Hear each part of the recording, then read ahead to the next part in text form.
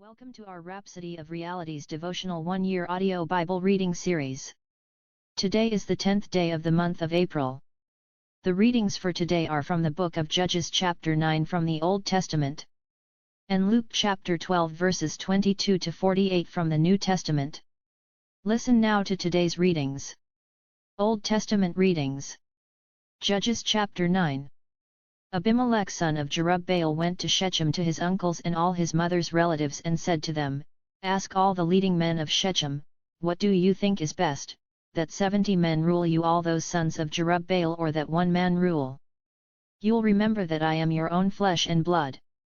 His mother's relatives reported the proposal to the leaders of Shechem. They were inclined to take Abimelech. Because, they said, he is, after all, one of us. They gave him 70 silver pieces from the shrine of Baal of the covenant. With the money he hired some reckless riffraff soldiers and they followed along after him. He went to his father's house in Ophrah and killed his half-brothers, the sons of Jerubbaal 70 men. And on one stone.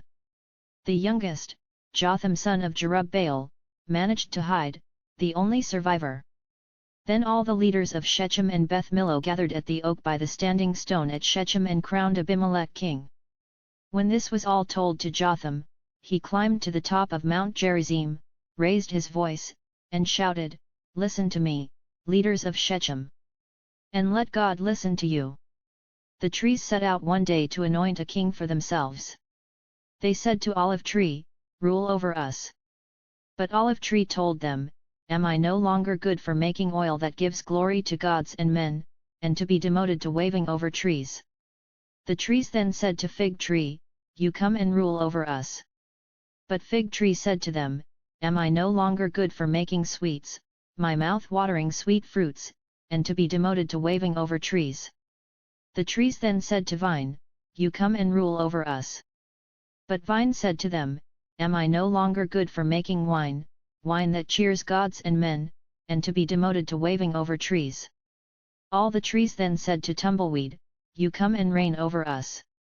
But Tumbleweed said to the trees, "If you're serious about making me your king, come and find shelter in my shade. But if not, let fire shoot from Tumbleweed and burn down the cedars of Lebanon." Now listen, do you think you did a right and honorable thing when you made Abimelech king? Do you think you treated Jerubbaal and his family well, did for him what he deserved? My father fought for you, risked his own life, and rescued you from Midian's tyranny, and you have, just now, betrayed him. You massacred his sons 70 men on a single stone. You made Abimelech, the son by his maidservant, king over Shechem's leaders because he's your relative. If you think that this is an honest day's work, this way you have treated Jerubbaal today, then enjoy Abimelech and let him enjoy you. But if not, let fire break from Abimelech and burn up the leaders of Shechem and Beth Millo. And let fire break from the leaders of Shechem and Beth Millo and burn up Abimelech. And Jotham fled. He ran for his life. He went to Beer and settled down there, because he was afraid of his brother Abimelech. Abimelech ruled over Israel for 3 years. Then God brought bad blood between Abimelech and Shechem's leaders, who now worked treacherously behind his back.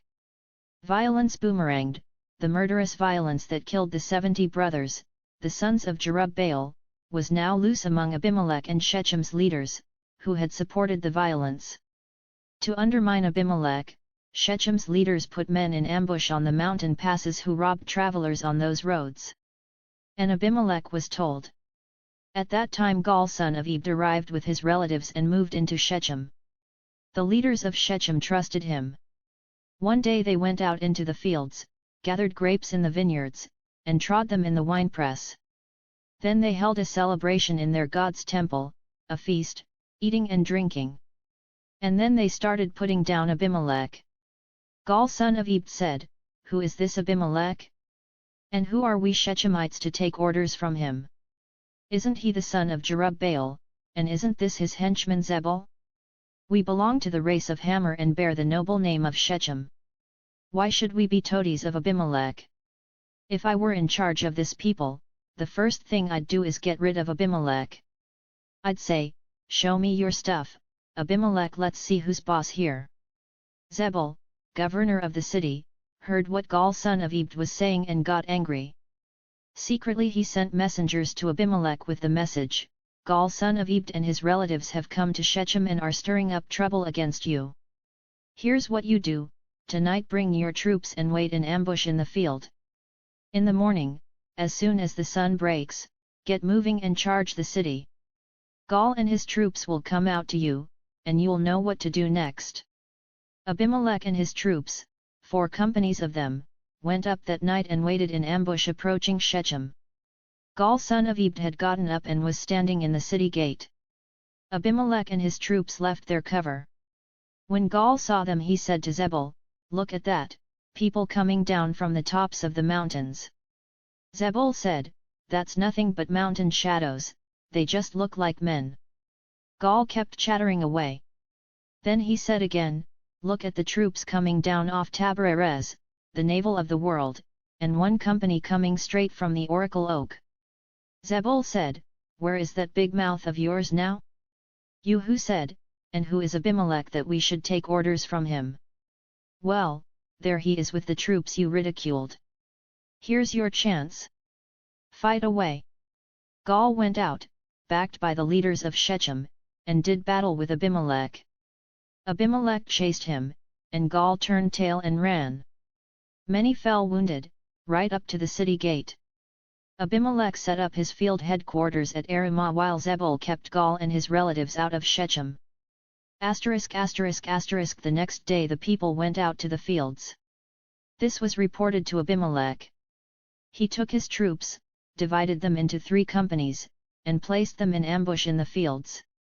When he saw that the people were well out in the open, he sprang up and attacked them. Abimelech and the company with him charged ahead and took control of the entrance to the city gate. The other 2 companies chased down those who were in the open fields and killed them. Abimelech fought at the city all that day. He captured the city and massacred everyone in it. He leveled the city to the ground, then sowed it with salt. When the leaders connected with Shechem's tower heard this, they went into the fortified God of the Covenant temple. This was reported to Abimelech that the Shechem's tower bunch were gathered together. He and his troops climbed Mount Zalmon, Dark Mountain. Abimelech took his axe and chopped a bundle of firewood, picked it up, and put it on his shoulder. He said to his troops, "Do what you've seen me do, and quickly." So each of his men cut his own bundle. They followed Abimelech, piled their bundles against the tower fortifications, and set the whole structure on fire.